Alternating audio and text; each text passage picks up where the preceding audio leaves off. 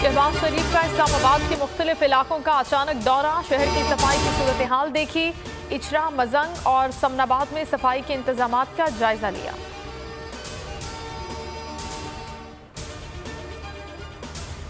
इमरान खान के साजिश के इल्जाम पर इंक्वायरी कमीशन बनेगा, वजीर इत्तलात मरियम औरंगजेब ने ऐलान कर दिया।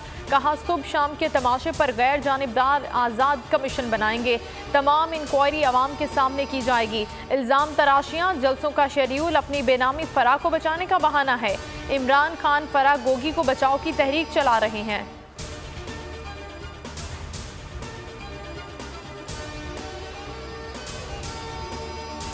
और कमीशन का सरबराह कौन होगा, कौन कौन से इदारे तहकीकात करेंगे? पीटीआई ने क़याम से पहले ही हुकूमती कमीशन मुस्तरद कर दिया। इंक्वायरी के लिए आज़ाद जुडिशल कमीशन का मुतालबा सामने रख दिया।